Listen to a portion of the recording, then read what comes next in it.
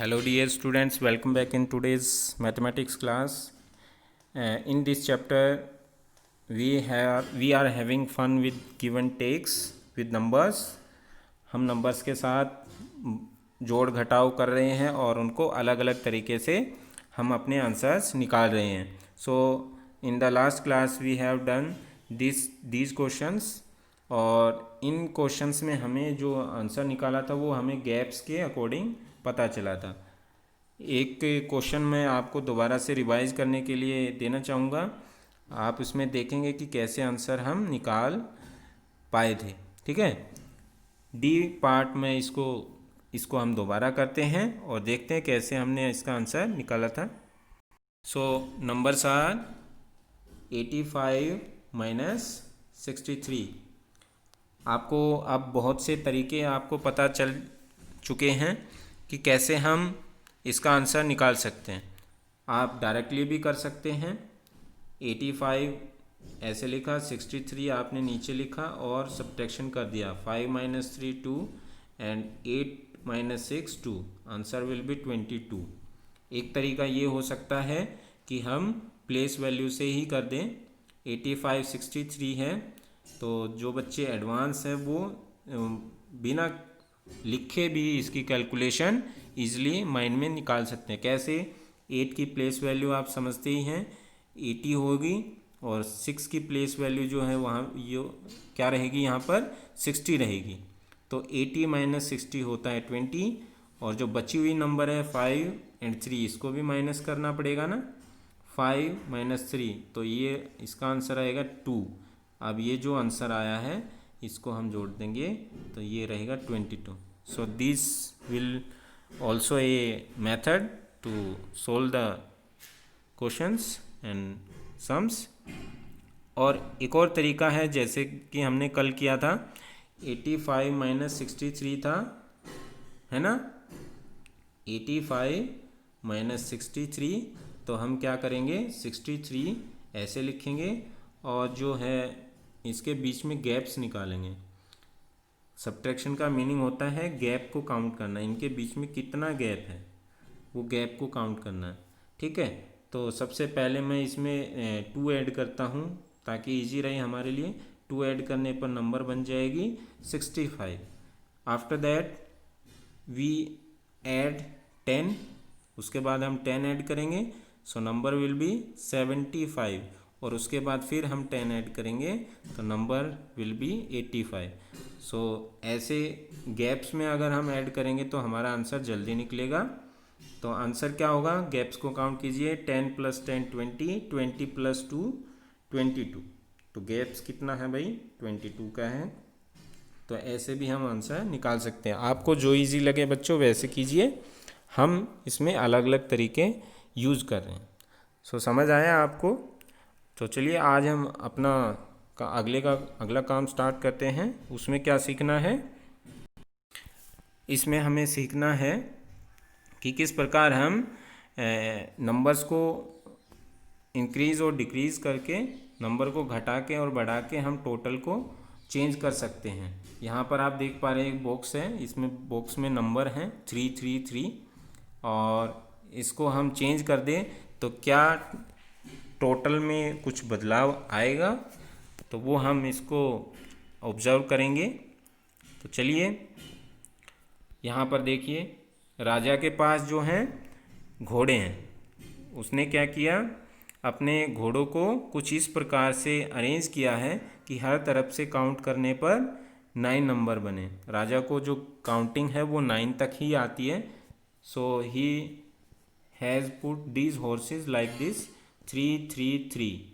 उसने 3 हॉर्स इस प्रकार रख दिए कि काउंटिंग जो है 9 बने और इस तरफ से भी काउंटिंग करेगा तो भी 9 बनेगी. ठीक है, और ऊपर से भी काउंटिंग करेगा तो 9 और नीचे से भी काउंटिंग करेगा तो 9. हर तरफ से काउंटिंग जो है 9 ही बन रही है क्योंकि राजा को काउंटिंग 9 तक ही आती है. आपको काउंटिंग कहाँ तक आती है, आई होप आपको काउंटिंग इससे भी ज़्यादा आती होगी. 100 200 इवन 1000 तक आप काउंटिंग कर सकते हो. काफ़ी बच्चे कर सकते हैं. ठीक है, तो चलिए यहाँ पर हम टोटलिंग करते हैं. So what is the total? यहाँ से स्टार्ट कीजिए सबसे टॉप से।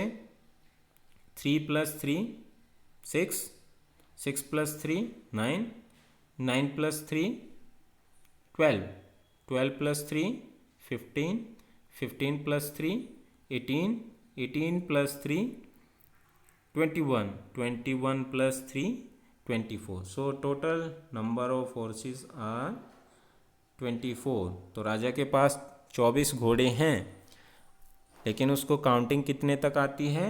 9 तक। तो आगे देखते हैं इससे राजा को फ़ायदा होता है कि नुकसान होता है। अगर हमें काउंटिंग ज़्यादा आती होगी तो हमें हमारे लिए अच्छा रहेगा, है ना। अब राजा के पास 24 घोड़े हैं, आगे देखते हैं कि क्या होता है। राजा के पास एक विजिटर आता है रात को रुकने के लिए, और वह क्या करता है कि वह अपने साथ 4 घोड़े और लेकर आता है, और उसको 4 घोड़े वहाँ पर बांधने पड़ेंगे। तो राजा का जो सिपाही होता है वो क्या कहता है कि अगर राजा को पता चला कि उसकी नंबर चेंज हो गई हैं, क्योंकि राजा को 9 तक ही काउंटिंग आती है, अगर राजा ने गिने कि भाई किसी भी लाइन से अगर गिनने पर 9 से ज़्यादा या 9 से कम घोड़े हुए तो राजा उसको मार देगा या गुस्सा हो जाएगा उससे, है ना। तो वह क्या करता है, वह कहता है विजिटर कि कोई बात नहीं, मैं घोड़ों को इस प्रकार अरेंज करता हूँ कि राजा को दिक्कत नहीं होगी। तो उसने क्या किया, जो 333 था उसको चेंज कर दिया, ऊपर एक एक घोड़ा कम कर दिया। देख रहे हैं ना, यहाँ पे पहले 3 था, नीचे भी 3 था और बीच में भी 3 था, तो ऊपर से एक एक नंबर कम कर दिए और यहाँ पर प्लस करके 2 हॉर्सेस ऐड कर दिए। तो अब इसका टोटल क्या रहेगा, आप काउंट करेंगे। पहले था 24 और 4 घोड़े और ऐड कर दिए हैं, तो इसमें टोटल हो गया 28। So here we can write the answer 28 horses. Okay. तो राजा आएगा, राजा गिनेगा, कितने नंबर मिलेंगे? 2 + 5 7, 7 + 2 9। राजा गिनेगा तो उसको हर तरफ से 9 9 ही हॉर्सेस लगेंगे, और वह सोचेगा कि उसके पास 24 ही हॉर्सेस हैं, क्योंकि नंबर 9 9 बन रही है ना। अगर नंबर 9 रहेगी तो वह सोचेगा कि 24 हैं मेरे घोड़े और उतने नंबर पूरी हैं, लेकिन नंबर जो है वो चेंज हो चुकी है। टोटल नंबर अब बन रही है 28। इससे राजा का फ़ायदा हुआ कि नुकसान हुआ? बिल्कुल, अभी तो फ़ायदा हुआ है, क्योंकि 4 घोड़े उसके पास एक्स्ट्रा अभी हैं। आगे देखते हैं। उसके महल में जो विजिटर आया था वो बेईमान निकला, और उसने क्या किया, सुबह होते ही जब वो निकल रहा था तो अपने 4 घोड़ों के साथ राजा के भी 4 घोड़े उसने चुरा लिए, और नंबर्स को कुछ इस प्रकार अरेंज कर दिया, घोड़ों को इस प्रकार बांध दिया कि राजा को गिनने में पता भी ना चले। तो क्या आप राजा की हेल्प कर सकते हैं बताने में कि उसके घोड़ों की नंबर कम हो गई है? देखिए, अगर हम काउंट करें, सो यहाँ से स्टार्ट करते हैं टॉप से। 4 + 1 5, 5 + 4 9, 9 + 1 10, 10 + 4 14, 14 + 1 15, 15 + 4 19, 19 + 1 20. So now the number of horses are 20. तो आप बताइए राजा के पास घोड़े कितने थे? टोटल 24, और अब नंबर रह गई है 20। 4 घोड़े उसने चुरा लिए। सो यहाँ पर हम आंसर लिखेंगे 20। लेकिन राजा इतना मूर्ख है, उसको काउंटिंग 9 तक आती है, तो वह सोचता है कि उसके पास जो हॉर्सेस हैं वो पूरे हैं। कैसे?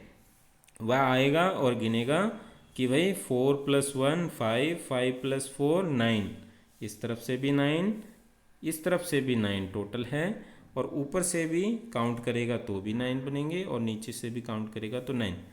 सो राजा गिनेगा तो समझेगा कि घोड़ों की गिनती पूरी है, लेकिन ये सब नंबर का खेल है।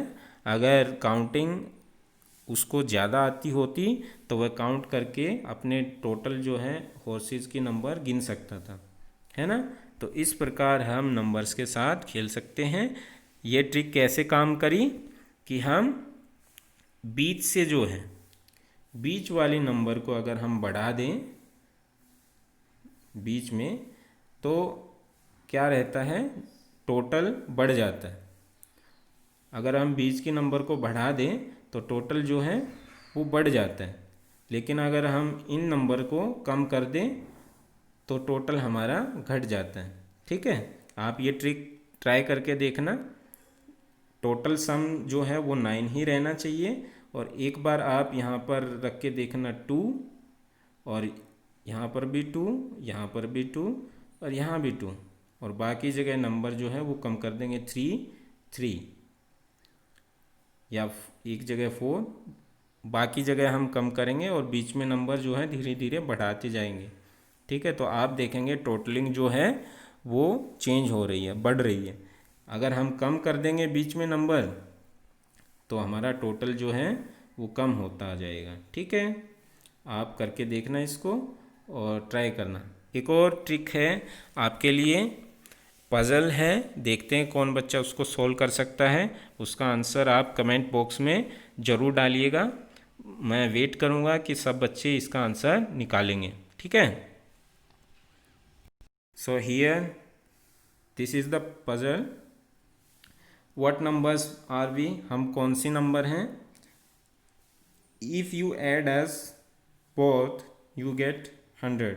अगर आप हम दोनों को ऐड करते हो तो नंबर जो है वो 100 बन जाती है। The difference between us is also 100। और अगर आप हम दोनों को घटाते हो तो भी नंबर 100 ही आएगी। तो आपके लिए ये पज़ल रहेगी। देखते कौन बच्चा कमेंट में सही आंसर देता है। छोटे से हिंट आपको दे देता हूँ। हिंट ये